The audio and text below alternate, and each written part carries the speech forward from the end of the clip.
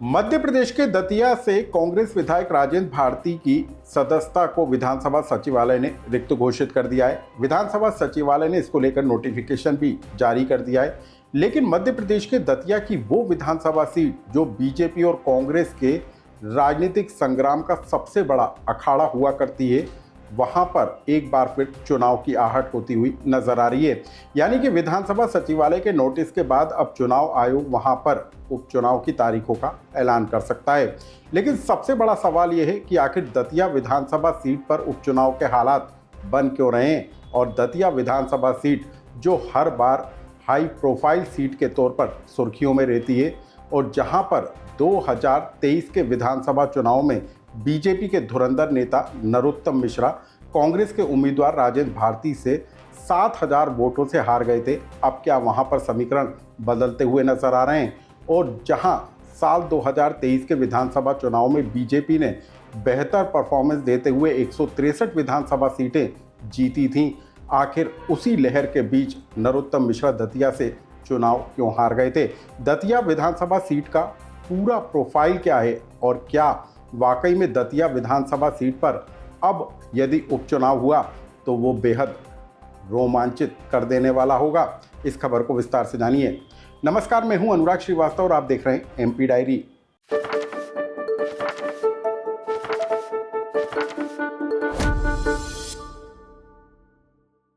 मध्य प्रदेश की दतिया विधानसभा सीट जो कभी कांग्रेस का गढ़ हुआ करती थी, लेकिन साल 2008 में बीजेपी नेता नरोत्तम मिश्रा ने इस सीट पर एंट्री मारी। परिसीमन के बाद नरोत्तम मिश्रा ने दतिया विधानसभा सीट से चुनाव लड़ा और उसके बाद लगातार इसी सीट से जीतकर विधानसभा पहुंचे। लेकिन साल 2023 में समीकरण बदल गए और नरोत्तम मिश्रा कांग्रेस के उम्मीदवार राजेंद्र भारती से चुनाव हार गए। नरोत्तम मिश्रा ये चुनाव 7,000 वोटों के लगभग वोटों से हारे। लेकिन नरोत्तम मिश्रा के हार के पीछे की असल वजह क्या थी? आखिर दतिया विधानसभा सीट क्यों चर्चा में रहती है, और क्या दतिया विधानसभा सीट पर कांग्रेस के बाद कैसे जनसंघ और उसके बाद बीजेपी और फिर कांग्रेस ने कब्जा जमाया, इसको जानकर भी आप हैरान हो जाएंगे। आज हम आपको बताएंगे दतिया विधानसभा सीट की पूरी प्रोफाइल कि वहां पर राजनीतिक संघर्ष के हालात किस तरीके से बनते हैं और कैसे कभी कांग्रेस तो कभी बीजेपी आगे बढ़ती हुई नजर आती है। सबसे पहले आप दतिया विधानसभा सीट की प्रोफाइल को समझ लीजिए। 1952 से 2023 तक कुल 16 विधानसभा चुनाव हुए। 9 बार कांग्रेस, 4 बार भाजपा चुनाव जीती, 2 बार जनसंघ और 1 बार समाजवादी पार्टी का कब्जा हुआ। सबसे ज़्यादा 5 बार श्याम सुंदर श्याम ने जीत हासिल की, जो कांग्रेस के टिकट पर चुनाव जीते थे। 1985 में श्याम सुंदर के बेटे राजेंद्र भारती चुनाव मैदान में उतरे और चुनाव जीता। 1998 में राजेंद्र भारती ने समाजवादी पार्टी पर चुनाव लड़ा और जीते। 2008 में नरोत्तम मिश्रा ने यहाँ से जीत हासिल की और उसके बाद लगातार 3 बार दतिया से विधायक रहे।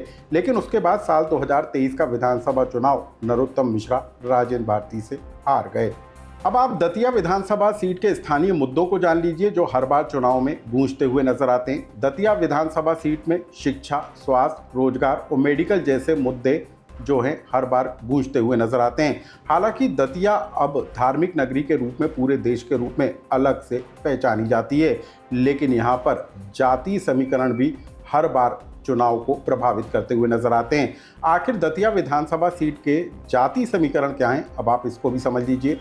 दतिया विधानसभा सीट पर ओबीसी वोटर निर्णायक भूमिका में होते हैं। उनकी संख्या 35 से 40% है। दलित वोट भी यहाँ पर अहम भूमिका निभाते हैं, उनकी संख्या 25% है। इनमें जाटव सबसे ज़्यादा प्रभावी हैं।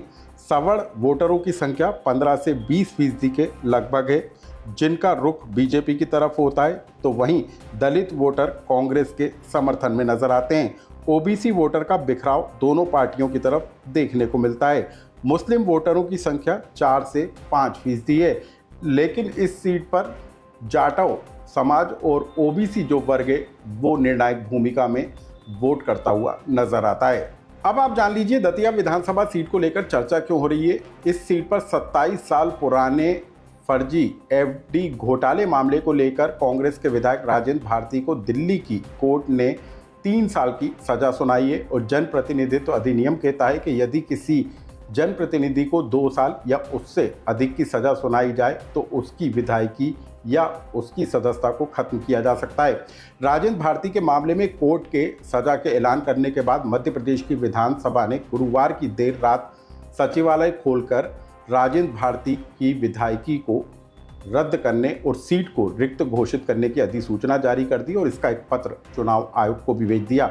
यानी कि अब चुनाव आयोग इस पूरे मामले में फैसला करेगा कि दतिया विधानसभा सीट पर उपचुनाव कब होगा। हालांकि इस पूरे मामले को लेकर हाई कोर्ट जाने की बात की जा रही है और यदि कांग्रेस के जो प्रत्याशी उम्मीदवार रहे हैं राजेंद्र भारती वो जाते हैं तो इस मामले में कोर्ट का क्या फैसला आता है वो देखने वाली बात होगी।